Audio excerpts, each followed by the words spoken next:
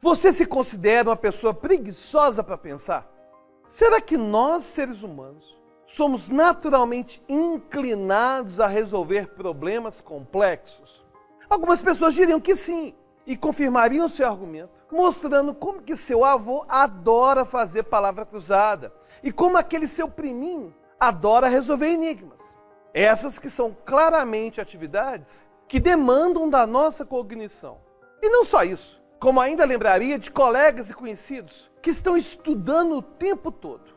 Do outro lado, alguém poderia dizer que dentro de uma sala de aula, podemos contar nos dedos os que estão realmente interessados em pensar. E poderia dizer também que apenas uma minoria das pessoas gosta de resolver desafios, o que mostra que nossa espécie não foi feita para pensar, apesar de toda a nossa inteligência. Mas afinal, o que motiva as pessoas a pensarem e a se dedicarem aos estudos? Somos naturalmente inclinados a aprender? Ou será que precisamos de motivações externas? É isso que a gente vai falar no episódio de hoje.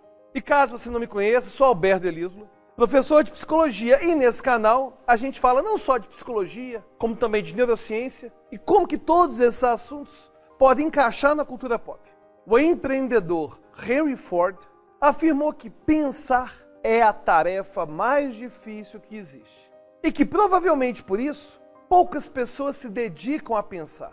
Bom, de alguma forma, Ford pode ter razão. Pensar é uma atividade complexa, demorada e às vezes incerta, porque não sabemos se conseguiremos atingir o resultado que queremos. Alguém que estuda nossa cognição e o nosso cérebro poderia ainda acrescentar uma ideia que parece contraintuitiva. Nosso cérebro não foi feito para pensar. Na verdade, ele foi feito para evitar o pensar. Tá, mas o que isso quer dizer? O cérebro é um órgão de processamento de informação. E por isso pode parecer que a principal função dele é gastar energia. É gastar energia toda hora elaborando coisas complexas. Mas na verdade, o que o cérebro faz é otimizar nossos recursos energéticos, já que eles são limitados. E por isso, o cérebro precisa ser um órgão tão eficiente a ponto de automatizar padrões de pensamentos, padrões de comportamentos, criando atalhos para usarmos no dia a dia e assim economizarmos energia.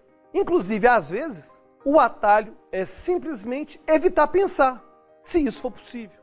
Sabendo de tudo isso, a gente pode se perguntar o que isso tem a ver com nossa aprendizagem e com o nosso contexto educacional. E talvez você já tenha uma noção da resposta.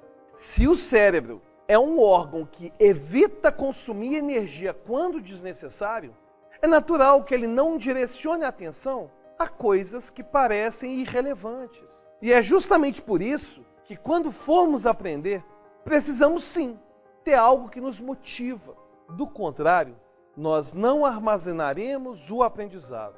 É como se a motivação fosse uma espécie de fonte energética para a nossa atenção. E nesse momento é necessário fazer uma separação básica. É claro que existem certas habilidades que aprendemos naturalmente, sem esforço, o que são habilidades que podemos chamar de primárias. E um exemplo bem ilustrativo é aprender a sua língua materna na infância. Os seus pais ou cuidadores não precisaram te motivar a aprender seu idioma nativo, já que nós humanos nascemos com a capacidade de aprender a linguagem sem esforço nenhum, até nossos 8 anos de idade, mais ou menos. Isso ocorre porque a habilidade para desenvolver a linguagem foi selecionada na história da nossa espécie. Porém, a motivação é essencial nos casos em que aprendemos habilidades secundárias, como ler, como escrever, por exemplo, que vão merecer depois um episódio só para isso. Apesar de sermos naturalmente inclinados a aprender a linguagem, a escrita é uma invenção cultural e é muito recente na história da humanidade, o que significa que temos que dedicar muito, mas muito esforço para aprendê-la. E esse exemplo serve para inúmeras outras habilidades secundárias que adquirimos na escola, nos cursos de graduação e nas formações que temos ao longo da vida. Acho que deu para entender um dos motivos fundamentais de muitas pessoas não gostarem de estudar. É porque requer esforço, uma coisa que nosso cérebro não é muito fã, não. Aliás, um psicólogo chamado Reed Larson investigou atividades comuns dos jovens para entender a motivação que eles tinham para fazer determinadas coisas. E não só isso, como ele ainda verificou o nível de concentração que essas atividades exigiam.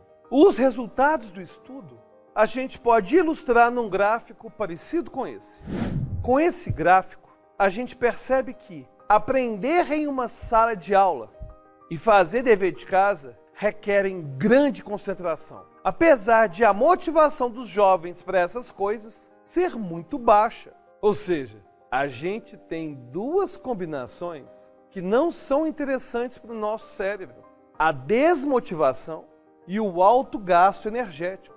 Do lado oposto, nós temos atividades que grande parte das pessoas gostam, que seria se engajar em hobbies e ficar à toa com os amigos.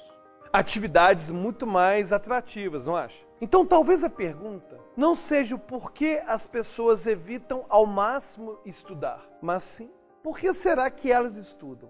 Bom, vamos falar agora de alguns motivos para isso. O primeiro seria de evitar o fracasso. Nesse sentido, o estudante pode estar com medo de não atingir a média necessária ou de, no futuro, não conseguir emprego por não ter aprendido o básico que precisava. E dá para imaginar que esse não é o melhor tipo de motivação, já que a pessoa estuda para fugir de algo ruim, ao invés de estudar para trazer algo no seu benefício. Por causa disso, estudar para evitar o fracasso pode ser muito, mas muito desgastante e muito difícil de manter a longo prazo. O segundo motivo seria para conseguir sucesso. E aqui a gente pode pensar tanto no sucesso a curto prazo, como passar na prova ou passar de ano, como em um sucesso de longo prazo, como se tornar um profissional competente no futuro. Essa é uma boa motivação, mas certamente não vem de graça. Estudar pensando no sucesso futuro requer que ignoremos algumas recompensas de hoje. E se você quiser um exemplo, é só você pensar naquele dia em que você deixou de sair com o crush porque tinha que estudar para a prova ou porque tinha que terminar um trabalho para o dia seguinte. Ou seja, estudar pensando no sucesso pode sim trazer motivação, mas também pode ser desgastante pela recompensa estar muito, mas muito distante do aluno. E é claro que uma motivação para estudar pode estar no próprio ato de aprender. E provavelmente é por isso que você está assistindo esse vídeo. Aliás, está gostando do vídeo? Se você gosta de conteúdos como esse, não custa nada você se inscrever no canal e ativar o sininho e clicar no gostei agora. Porque quando você faz isso, você mostra para o YouTube que esse conteúdo é relevante. Eu sei que o pessoal reclama, tá esmolando o like. Cara, te explicar uma coisa. Fazer conteúdo educacional nessa plataforma é difícil demais. Porque nosso conteúdo não é baseado em trend, não é baseado em hype. Então, dá a curtida e valeu demais. Na verdade, na maior parte das vezes, o prazer não vem do processo de aprendizado em si, mas sim do resultado final, quando temos sucesso em aprender aquilo que a gente estava querendo aprender.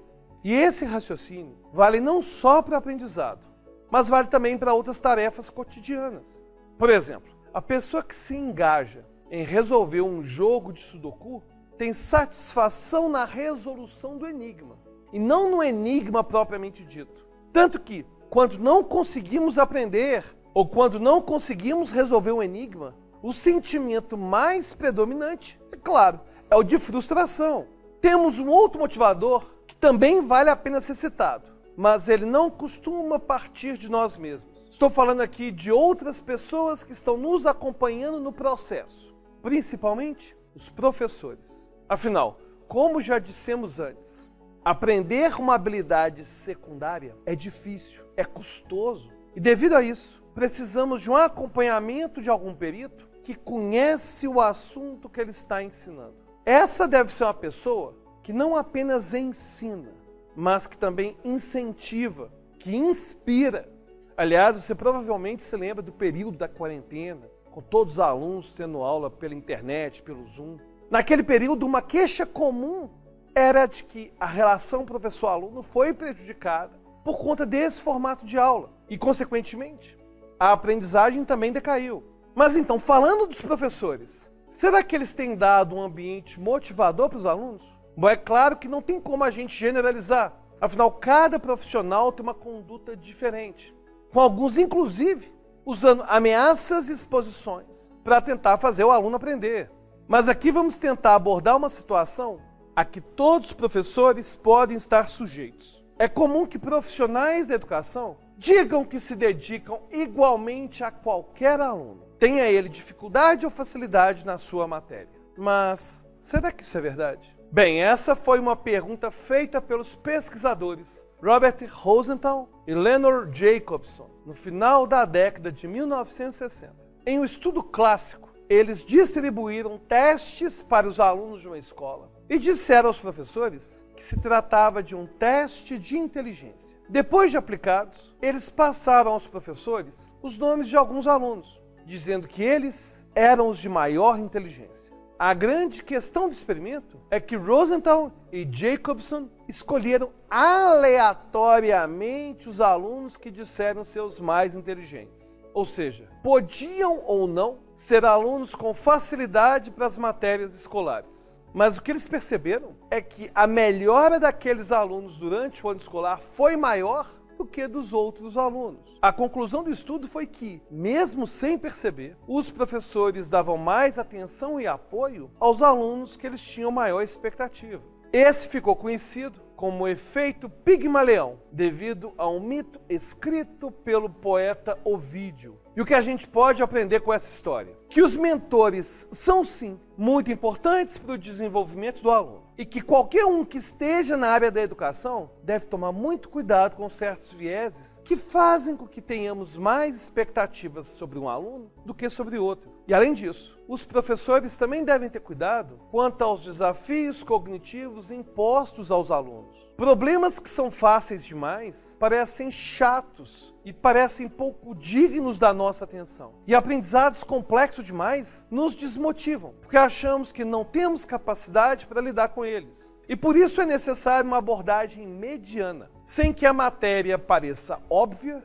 ou que pareça ser inacessível. É claro que a dificuldade do professor é como adaptar isso a um contexto de sala de aula, no qual há sempre uma variabilidade entre os alunos, sendo que alguns podem encarar o aprendizado com muita dificuldade, já outros de forma mediana e outros podem achar fácil demais. Em um país como o Brasil, essa situação é ainda mais agravada, pois com salas de aula lotadas, o professor não tem condições de fazer uma abordagem mais individualizada, como seria o ideal. Bom, depois disso tudo que conversamos, percebemos que a motivação é multidimensional e vai depender do estudante, da matéria, dos mentores, dos pais, dos cuidadores. Vai depender do contexto escolar e de diversos outros fatores. Uma educação de qualidade se preocupa com tudo isso, já que sem a motivação, o principal motor da aprendizagem vai estar comprometido. E agora eu queria saber a sua opinião sobre esse tema. Já percebeu no seu dia a dia o efeito Pigmalião? Já pensou em debater diretamente comigo sobre esse tema ou sobre qualquer outro tema? Aí tem que virar apoiador. É só clicar no link da descrição e participar da nossa campanha do Apoia-se. E a gente se vê lá no grupo secreto exclusivo